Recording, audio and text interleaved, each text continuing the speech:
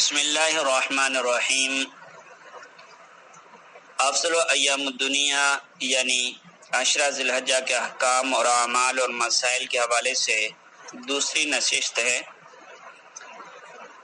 حدیث مبارکہ میں عشرہ ذی الحجہ کی راتوں کی عبادت کو فضیلت میں شب قدر کے برابر قرار دے دیا گیا، اور یاد ہے کہ اسے شب قدر کی امتیازی فضیلت میں کوئی فرق نہیں پڑتا۔ اللہ پاک نے قرآن مجید میں ان 10 راتوں کی قسم کھائی ہے، جیسا کہ ارشاد باری تعالی ہے، بسم اللہ الرحمن الرحیم والفجر ولیال عشر، فجر کی قسم اور 10 راتوں کی۔ تفسیر جلالین میں ہے ولیال عشر ای عشر ذی الحجہ، یعنی 10 راتوں سے مراد ذی الحجہ کی 10 راتیں ہیں۔ امام قرطبی رحمۃ اللہ علیہ لکھتے ہیں ہوا عشر ذی الحجہ وقالہ ابن عباس، یہ ذی الحجہ کی 10 راتیں ہیں، اور حضرت عبداللہ ابن عباس رضی اللہ تعالی عنہما کا بھی یہی قول ہے۔ حضرت شاہ عبد القادر رحمۃ اللہ علیہ لکھتے ہیں عید قربان کی فجر بڑا حج ادا ہوتا ہے اور 10 راتیں اس سے پہلے۔ بیان القرآن میں حضرت تھانوی رحمۃ اللہ علیہ نے بھی کسی قول کو اختیار فرمایا۔ الغرض اکثر مفسرین کے نزدیک اس آیت مبارکہ میں جن 10 راتوں کی قسم کھائی گئی ہے وہ ذی الحجہ کی پہلی 10 راتیں ہیں، بس اس سے ان راتوں کی فضیلت معلوم ہوتی ہے، چنانچہ ان راتوں میں عبادت کا اور گناہوں سے بچنے کا خاص اہتمام کیا جائے۔ حضرت ابو ہریرہ رضی اللہ تعالیٰ عنہ بیان فرماتے ہیں کہ رسول اللہ صلی اللہ علیہ وسلم نے ارشاد فرمایا، دنوں میں سے کسی دن میں بھی بندے کی عبادت کرنا اللہ تعالیٰ کو اتنا محبوب نہیں جتنا کہ عشرہ ذی الحجہ میں محبوب ہے۔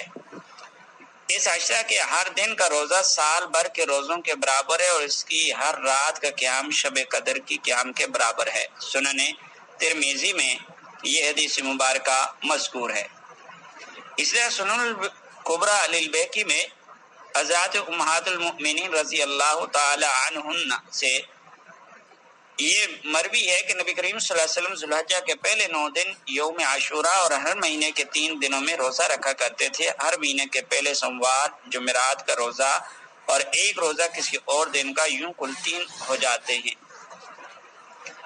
مشکات المصابیح میں حضرت ابو ہریرہ رضی اللہ تعالیٰ عنہ کی ایک روایت ہے کہ رسول کریم صلی اللہ علیہ وسلم نے ارشاد فرمایا، عشرہ ذی الحجہ کے دنوں سے زیادہ کسی دن کی عبادت اللہ تعالیٰ کو محبوب نہیں۔ اس عشرہ کے ہر دن کا روزہ 1 سال کے روزوں کے برابر ہے، اور اس کی ہر رات کا قیام لیلۃ القدر کے قیام کے برابر ہے۔ حضرت عبداللہ ابن عباس رضی اللہ تعالیٰ عنہ کی روایت ہے الترغیب و ترہیب میں، اور اسی طرح کنز العمال میں بھی ہے، فرماتے ہیں کہ نبی کریم صلی اللہ علیہ وسلم نے ارشاد فرمایا، اللہ تعالیٰ کے نزدیک عشرہ ذی الحجہ کے دنوں سے زیادہ افضل دن اور کوئی نہیں، اور نہ ہی ان دنوں میں کیے جانے والے عمل سے زیادہ کوئی عمل اللہ جل شانہ کو محبوب ہے۔ چنانچہ تم ان دنوں میں لا الہ الا اللہ، اللہ اکبر اور ذکر اللہ کی کثرت کرو۔ ان دنوں میں سے ہر دن کا روزہ 1 سال کے روزے کے برابر ہے، اور ان دنوں میں نیک عمل کا ثواب 700 گنا بڑھا دیا جاتا ہے۔ ام المؤمنین حضرت حفصہ رضی اللہ تعالی عنہا کی روایت ہے مشکات المصابیح میں کہ نبی کریم صلی اللہ علیہ وسلم 4 چیزوں کو کبھی نہیں چھوڑا کرتے تھے: عاشوراء یعنی 10 محرم کا روزہ، عشرہ ذی الحجہ کے روزے، ہر مہینے کے 3 روزے، اور فجر کی نماز سے پہلے 2 رکعتیں۔ یہ فضیلت یکم سے لے کر 9 تاریخ تک کے روزوں کی ہے۔ 10ویں تاریخ کو روزہ رکھنا جائز نہیں ہے۔ اس مہینے کی 9 تاریخ یوم عرفہ کہلاتی ہے، کیونکہ حجاج کرام اس دن عرفات کا وقوف کرتے ہیں، جو حج کا رکن اعظم ہے۔ یوم عرفہ کو روزہ رکھنے کی خاص فضیلت ہے۔ حضرت ابو قتادہ رضی اللہ تعالی عنہ کی روایت ہے سنن ترمذی میں، فرماتے ہیں کہ نبی کریم صلی اللہ علیہ وسلم نے ارشاد فرمایا، عرفہ کے دن کے روزے کے بارے میں اللہ تعالیٰ سے امید رکھتا ہوں کہ اس کے بعد والے سال اور پہلے والے سال کے گناہوں کا کفارہ ہو جائے گا۔ حضرت انس بن مالک رضی اللہ تعالیٰ عنہ کی الترغیب والترہیب میں حدیث مبارکہ ہے، فرماتے ہیں کہ نبی کریم صلی اللہ علیہ وسلم کے صحابہ میں یہ مشہور تھا اور یہ بات چلا کرتی تھی کہ عشرہ ذی الحجہ کا ہر دن فضیلت میں 1000 دنوں کے برابر ہے، اور یوم عرفہ یعنی 9 ذی الحجہ کا دن 10,000 دنوں کے برابر ہے۔ جس شخص نے عشرہ ذی الحجہ کے روزے رکھے تو اس کے لیے ہر دن کے روزے کے بدلے 1 سال کے روزوں کا اجر لکھا جائے گا، سوائے یوم عرفہ کے کہ جس نے یوم عرفہ کا روزہ رکھا اس کے لیے 2 سال کے روزوں کا اجر لکھا جائے گا۔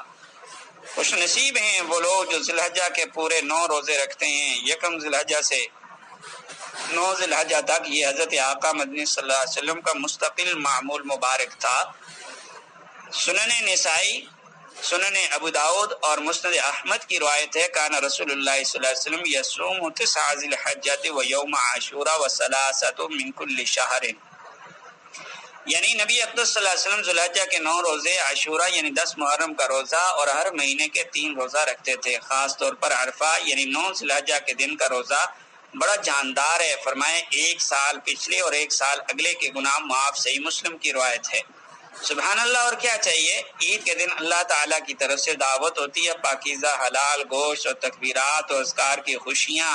اس دعوت سے پہلے اپنے مولا کریم کے لیے بھوکے پیاسے رہیں گے تو انشاءاللہ خوشیاں دوبالا ہو جائیں گی۔ اللہ اکبر، اللہ اکبر، لا الہ الا اللہ، اللہ اکبر، اللہ اکبر وللہ الحمد۔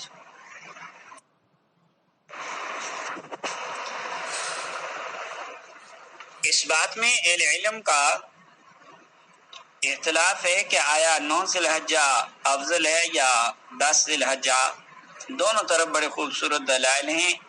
ایک قربانی کا دن ہے جسے آقا مدنی صلی اللہ علیہ وسلم نے اعظم الایام عند اللہ فرمایا ہے، اللہ تعالیٰ کے نزدیک سب سے بڑا دن، اور دوسری طرف حج اکبر کا دن ہے، یوم عرفہ ہے، جس دن کا روزہ 2 سال کے گناہوں کا کفارہ، جس دن سب سے زیادہ لوگوں کو جہنم سے آزادی کا پروانہ ملتا ہے، اور جس دن اللہ تعالیٰ اپنے بندوں کو اپنا خاص قرب عطا فرماتے ہیں اور فرشتوں کے سامنے ان پر فخر فرماتے ہیں۔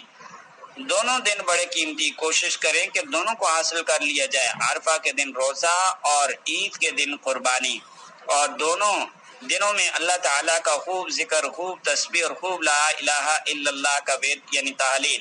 حضرت آقا مدنی صلی اللہ علیہ وسلم نے ان تمام دنوں کے بارے میں سمجھا دیا کہ اکثروا فیہن من التحلیل والتکبیر والتحمید، کہ ان دنوں میں تحلیل یعنی لا الہ الا اللہ، تکبیر یعنی اللہ اکبر کبیرہ، اور تحمید یعنی الحمدللہ کی کثرت کیا کرو۔ 9 ذی الحجہ عرفہ کا دن ہے، اس دن لاکھوں مسلمان عرفات کے میدان میں حج کا رکن اعظم ادا کرتے ہیں یعنی وقوف عرفہ۔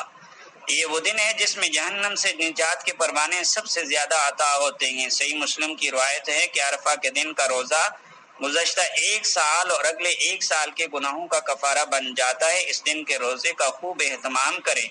12 گھنٹے کی معمولی سی بھوک پیاس اس دن بہت قائم آئے گی جو 1000 سال کے برابر ہوگا۔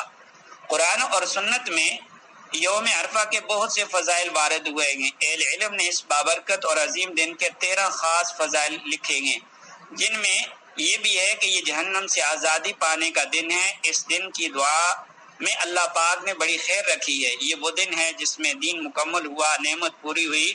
الیوم اکملت لکم دینکم، کیا معلوم آئندہ ہمیں یہ دن نصیب نہ ہو، اس لیے غنیمت سمجھ کر اس دن کو کمانے کی کوشش کریں۔ رات کو تہجد، کچھ نوافل اور دعا، پھر سحری کھائیں۔ اذان ہوتے ہی مسجد تمام نمازیں تکبیر اللہ کے ساتھ، فجر کے بعد مسجد میں اپنی جگہ بیٹھے رہیں، اشراق تک، پھر 2 یا 4 رکعت، اس کا اجر حج اور عمرے کے برابر ہے، اور بعض روایات میں اس کا اجر حضرت آقا مدنی صلی اللہ علیہ وسلم کے ساتھ حج اور عمرہ ادا کرنے جیسا ہے۔ دوپہر کو ظہر کا وقت داخل ہوتے ہی صلاۃ و تسبیح، سارا دن ذکر، تکبیر، تلاوت، صدقہ، روزہ اور دینی کام میں گزارا جائے، اور شام کو افطار کے وقت گرم آنسو اور دعا۔ یوم عرفہ کے فضائل بے حساب، اور اس دن اللہ تعالیٰ کا اپنے بندوں سے پیار نرالا ہے۔ سچی بات ہے کہ یوم عرفہ کے تو قوانین ہی الگ، روزہ رکھو تو پچھلے سال کے گناہ معاف اور اگلے سال کے بھی۔ یہ ہوا نا منفرد قانون۔ فرمایا اس دن سب سے زیادہ بندوں کو جہنم سے آزادی کا پروانہ دیا جاتا ہے۔ فرمایا اہل عرفات پر اللہ تعالیٰ فرشتوں کے سامنے فخر فرماتے ہیں، اور فرمایا سب سے بہترین دعا عرفہ کے دن کی دعا ہے۔ یہ سارے فضائل مستند روایات میں آئے ہیں۔ ذی الحجہ کا مہینہ حرمت والے 4 مہینوں میں سے ایک ہے، پس اس کی حرمت کا تقاضا یہ ہے کہ اس میں ظلم اور گناہ سے بچنے کا خاص اہتمام کیا جائے، جیسا کہ ارشاد باری تعالیٰ ہے، ان عدت الشہور عند اللہ 12 شہرا فی کتاب اللہ یوم خلق السماوات والارض منها 4 حرم ذالک الدین القیم فلا تظلموا فیہن انفسکم۔ بے شک اللہ کے نزدیک مہینہ گنتی میں 12 ہیں، اللہ کی کتاب یعنی لوح محفوظ میں جس دن سے اس نے آسمان اور زمین کو پیدا کیا ہے، ان میں سے 4 مہینے ادب اور حرمت والے ہیں، یہی دین کا سیدھا راستہ ہے، تو ان مہینوں میں اپنے آپ پر ظلم نہ کرنا۔ تفسیر جلالین میں ہے فَلَا تَظْلِمُوا فِيهِنَّ أَيِ الْأَشْهُرُ الْحُرُمُ أَنفُسَكُمْ بِالْمَعَاصِي فَإِنَّهَا فِيهَا أَعْظَمُ وِزْرًا وَقِيلَ فِي الْأَشْهُرِ كُلِّهَا۔ بس ان حرمت والے مہینوں میں اپنی جانوں پر گناہ کر کے ظلم نہ کرو، کیونکہ ان 4 مہینوں میں گناہ کا وبال اور بڑھ جاتا ہے، اور ایک قول یہ ہے کہ تمام مہینوں میں گناہ کے ذریعے اپنی جانوں پر ظلم نہ کرو۔